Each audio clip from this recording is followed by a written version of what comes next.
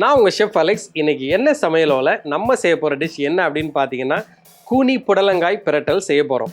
அதை குக்கிங்கை ஸ்டார்ட் பண்ணதுக்கு முன்னாடி அதுக்கு தேவையான பொருள் என்னங்கிறத பார்த்துட்டு வந்துடலாம்.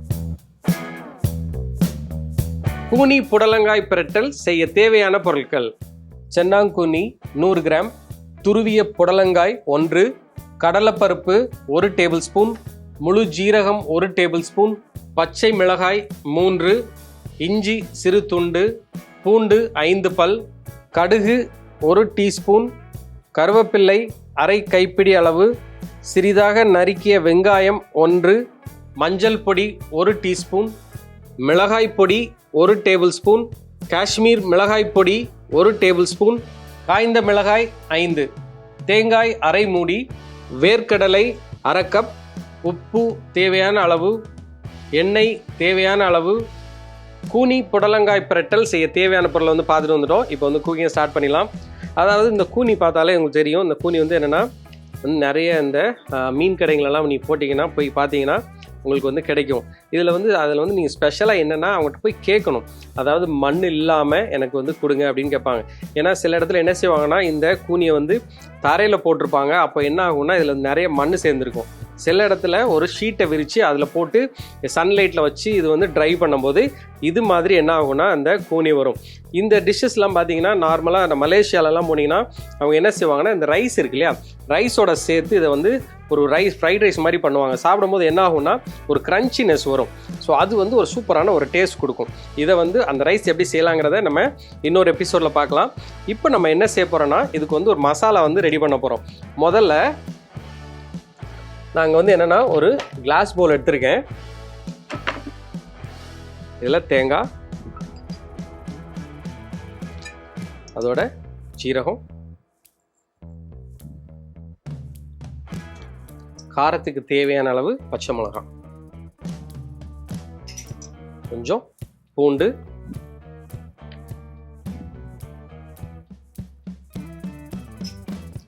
இஞ்சி, கொஞ்சம் மஞ்சள் பொடி, மிளகாய் பொடி. இதை வந்து என்ன செய்ய போறோம்னா லைட்டாக கொரன்னு அரைச்சி எடுத்துடலாம். இங்கே என்னன்னா இப்போ நம்ம நல்லா அரைச்சி எடுத்தாச்சு. இதை அப்படியே சைடில் எடுத்து வச்சுக்கலாம். இங்கே வந்து ஒரு பேன் எடுத்திருக்கேன். அந்த பேன் வந்து நல்லா சூடாகிட்டு இருக்கு. இதில் என்னென்னா இந்த கூனி கருவாடு, இந்த கருவாடு என்னென்னா சில நேரத்தில் மண் இருக்கும். அதனால் என்ன செய்யணும்னா இது வந்து மண் இருந்தால் நம்ம சாப்பிட முடியாது. அதை வந்து அவங்களுக்கு வந்து என்ன அவங்க நான் வாங்கின இடத்துல என்ன சொன்னாங்கன்னா இதை வந்து லைட்டாக ஒரு பேனில் போட்டு கொஞ்சம் நேரம் அதை ட்ரை பண்ணிங்கன்னா அதில் இருக்க மண்ணெல்லாம் போயிடும் அப்படின்னாங்க. ஸோ அதை வந்து நான் ட்ரை பண்ணி பார்த்தேன். உண்மையிலே வந்துங்க அந்த மண் எல்லாமே என்ன ஆகுதுன்னா அப்படியே வெளியில் வந்துடுது. ஸோ அதனால் இப்போ நம்ம என்ன செய்ய போகிறோம், இந்த கருவாடை அப்படியே இதில் சேர்த்துலாம். சேர்த்துட்டு லோ ஃப்ளேமில் என்ன செய்யணும்னா ஒரு 3-4 நிமிஷம் அப்படியே வந்து அதை நல்லா வறுத்து எடுத்துடலாம். இது வந்து பார்த்திங்கன்னா அதாவது ஸ்பெஷலி எங்கே கிடைக்கும் அப்படின்னு பார்த்தீங்கன்னா நம்ம ஊரில், அதாவது நம்ம சென்னையில் வந்து எல்லா சீசையெல்லாம் போனீங்கன்னா நிறைய கடைங்களில் வந்து இதில் வந்து கூனி கருவாடு வந்து கிடைக்கும். இதில் வந்து நிறைய டிஃப்ரெண்ட்டான சைஸஸ்லாம் இருக்குது. நீங்கள் அதை வந்து பார்த்து வாங்கணும். இது வந்து சின்னது. இந்த கூனி கருவாடை வந்து என்னென்னா ஈஸியாக டைஜஷன் ஆகும். ஸோ இதை வந்து இப்போது ஒரு 2-3 நிமிஷம் நல்லா அப்படியே வறுத்து எடுத்துக்கலாம்.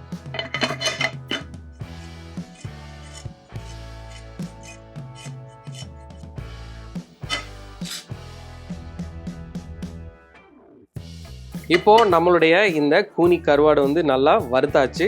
இதை வந்து என்னென்னா அப்படியே எடுத்து சைடில் எடுத்து வச்சிடலாம். இதே நேரத்தில் இன்னொரு பேன் எடுத்திருக்கேன். பேன் வந்து நல்லா சூடாகணும். இப்போது அந்த பேன் வந்து நல்லா சூடாயாச்சு. இதில் கொஞ்சம் எண்ணெய் சேர்த்துலாம். எண்ணெய் சேர்த்தாச்சு. இப்போது எண்ணெய் வந்து நல்லா சூடாயிருச்சு. இதில் கடுகு உளுந்து, அதோட கருவேப்பிலை, காஞ்ச மிளகாய், கடலைப்பருப்பு, அதோட வெங்காயம்.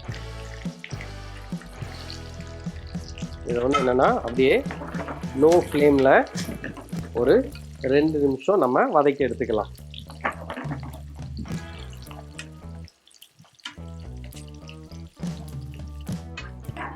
இப்போ இந்த வெங்காயம் வந்து நல்லா வதங்கியாச்சு. இதில் நான் என்ன செய்ய போகிறேன்னா வச்சிருக்கிற இந்த புடலங்காயை நல்லா துருவி எடுத்துருக்கேன். அந்த புடலங்காயை இதில் அப்படியே சேர்த்துலாம். இது வந்து ஒரு சூப்பராக இருக்கும். ஏன்னா நீங்கள் வந்து இந்த புடலங்காயும் அந்த கூனி கருவாடை வந்து நல்லா மிக்ஸ் பண்ணும்போது அதோட பிரட்டல் வந்து சூப்பரான ஒரு டேஸ்ட் வரும். ஸோ இதையும் சேர்த்தாச்சு. இதோட நம்ம என்ன செய்ய போகிறோன்னா நம்ம பண்ண இந்த மசாலா இருக்கு இல்லையா, இது அப்படியே இதில் சேர்த்துலாம்.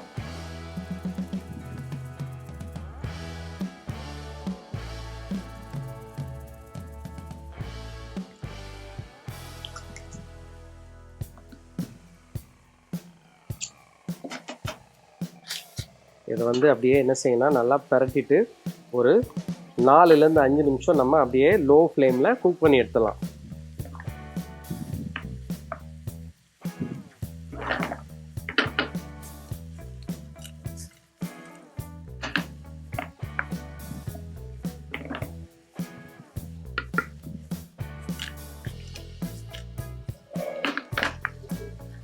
இப்போ அந்த மசாலாவுடைய பச்சை வாடை வந்து போயிடுச்சு. இதில் நான் என்ன செய்ய போகிறேன்னா கொஞ்சம் காஷ்மீர் மிளகாப்பொடி, கொஞ்சம் மிளகாப்பொடி காரத்துக்கு தேவையான அளவு சேர்த்துட்டு ஒரு 2 நிமிஷம் அப்படியே நல்லா பெரட்டி எடுத்துடலாம்.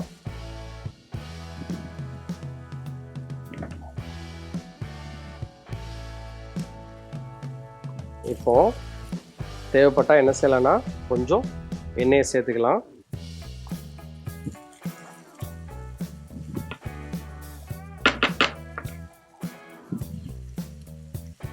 இப்போ 2 நிமிஷம் ஆயிடுச்சு. நான் என்ன செய்ய போகிறேன்னா இங்கே வந்து இந்த கூனியை வந்து நம்ம நல்லா வறுத்து எடுத்தோம் இல்லையா, இந்த வறுத்தும் போது இங்கே பார்த்தீங்கனாலே உங்களுக்கு தெரியும், அந்த ட்ரை பேனில் போட்டு நம்ம வறுக்கும் போது இருக்கிற மண்ணு கூட வந்து இதில் ஒட்டிடும். அதனால் நம்ம என்ன செய்யணும்னா இப்படியே தட்டாமல் கையில் எடுத்து அப்படியே தூவி விட்டுடலாம்.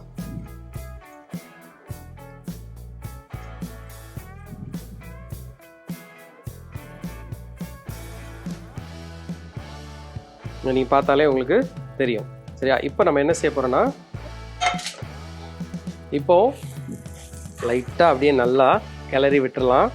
கிளறி விட்டுட்டு கடைசியில் நம்ம வச்சிருக்கிற இந்த வேர்க்கடலையை அப்படியே மேலே தூவி விட்டுலாம்.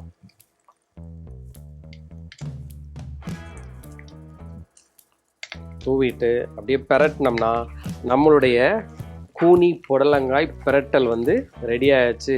இது வந்து நீங்கள் வந்து ஒரு சாதத்துக்கு வச்சு சாப்பிட்டீங்கன்னு வச்சுக்கோங்களேன், சூப்பராக இருக்கும்.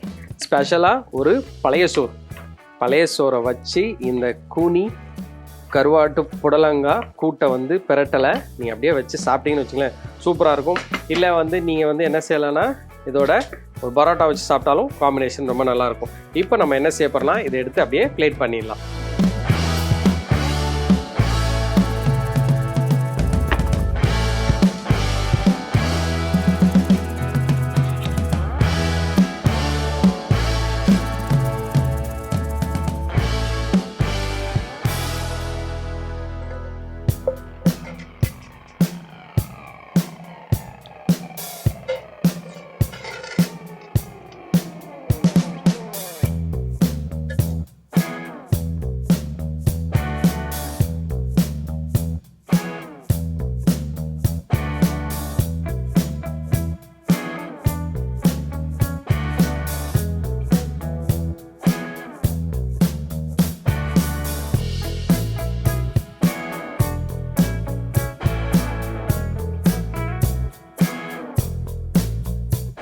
இப்போது நம்மளுடைய கூனி புடலங்காய் பிரட்டல் வந்து ரெடி ஆயிடுச்சு.